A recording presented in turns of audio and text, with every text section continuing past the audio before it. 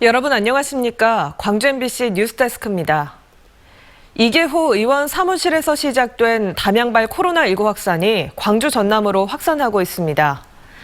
한동안 주춤하던 광주 지역의 코로나19 확진자가 다시 확산세로 돌아서는 모양새인데요. 광주에서는 담양발 감염원 말고도 다른 감염원도 나오고 있는 상황이어서 방역당국이 긴장하고 있습니다. 송정근 기자의 보도입니다. 더불어민주당 이계호 의원의 담양 사무소발 코로나19 확산세가 심상치 않습니다. 지금까지 나온 담양 관련 확진자는 광주 전남과 타 지역에서 모두 35명이 발생했습니다.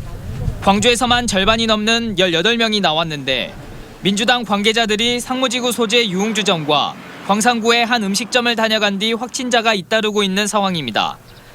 민주당 관계자의 밀접 접촉자 가운데 아직 자가격리 중인 시민들이 있고 다중이 이용하는 시설이라는 점에서 추가 확진자가 나올 가능성을 배제할 수 없습니다. 그래서 저희가 추가로 지금 CCTV라든지 GPS, 그다음에 또 각자 감염은 밝혀지지 않는 부분에 있은 분들도 혹시 동선이 겹치는지 지금 심층 역학조사 중에 있습니다. 여기에 담양 사무소발 확진자와 접촉한 뒤 바이러스에 감염된 N차 감염자가 광주시 민관협치협의회 출범식에 참석한 것으로 나타났습니다. 이 행사에는 교수와 시청 실국장 등 100여 명이 참석했는데 특히 이용섭 시장도 참석해 코로나19 검사를 받고 자가격리 상태에 들어가기도 했습니다. 여기에 추가 감염원도 나오고 있는 상태입니다. 지난 17일 확진 판정을 받은 광주 2276번째 확진자 부부의 초등학생 자녀가 확진 판정을 받아 방역당국이 해당 학교에 대해 전수검사를 실시했습니다. 빠른 확산세에도 불구하고 최초 감염원은 여전히 오리무중인 상태여서 방역당국의 긴장감이 높아지고 있습니다. MBC 뉴스 송정근입니다. 더불어민주당 대표 경선이 송영길, 우원식, 홍영표 의원의 3파전으로 확정됐습니다. 더불어민주당은 오늘 중앙당사에서 대표 후보 예비 경선을 벌인 결과 정한도 용인시 의원이 컷오프에서 탈락돼 송영길, 우원식, 홍영표 세 후보로 최종 경선을 치르게 됐다고 밝혔습니다. 컷오프를 통과한 후보들은 오는 19일 호남을 시작으로 지역방송 토론회와 순회합동 토론회에 나섭니다.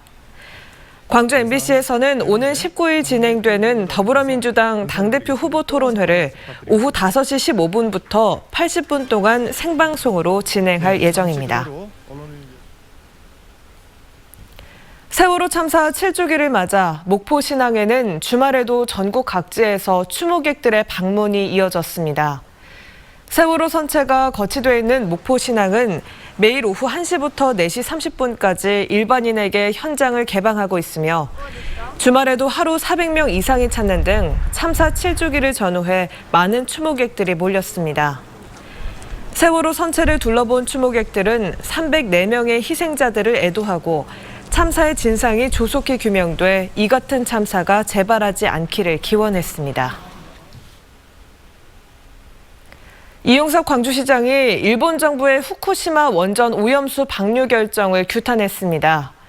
이 시장은 성명을 내고 우리 모두의 생명과 안전을 위협하고 해양 생태계를 파괴하는 일본의 무책임하고 일방적인 결정에 참을 수 없는 분노를 느낀다며 일본의 국수주의가 인류의 삶을 위협하고 있다고 비판했습니다. 이 시장은 또 광주시는 중앙정부와 정치권 등과 연대해 일본이 지구촌의 평화와 안전을 더는 해치지 못하도록 국제사회와 힘을 모으겠다고 덧붙였습니다. 최근 법원이 나주 SRF 열병합 발전소 소송에서 원고 승소 판결을 내린 것과 관련해 나주 지역 사회단체들이 반발하고 나섰습니다.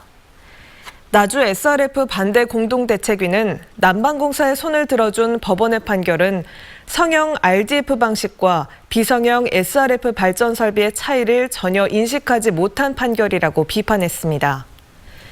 또 판결을 앞두고 법원에 조속한 시설 가동을 촉구하는 탄원서를 제출한 광주시를 향해서도 비판의 목소리를 높였습니다. 한편 광주지법은 한국지역 난방공사가 나주시를 상대로 제기한 신고 수리 거부 처분 취소 소송에서 사업 개시 신고를 반려한 것은 부당하다며 원고 승소 판결을 내렸습니다. 광주지법 형사9단독은 공사 현장에 안전장치를 설치하지 않아 노동자를 숨지게 한 혐의로 기소된 건설업체 대표 54살 A씨에게 징역 10개월에 집행유예 2년을 선고했다고 밝혔습니다. A씨는 지난해 8월 광주시 광산구의 한 공장에서 철거 공사를 진행하면서 안전 난간과 추락 방호망 등을 설치하지 않아 작업자 B씨가 지붕에서 추락해 숨지게 한 혐의로 재판에 넘겨졌습니다.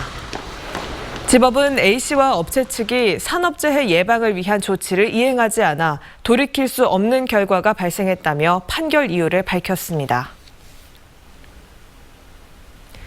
광주 글로벌 모터스와 도시철도 2호선 사업이 지역 경제에 활력을 불어넣고 있습니다.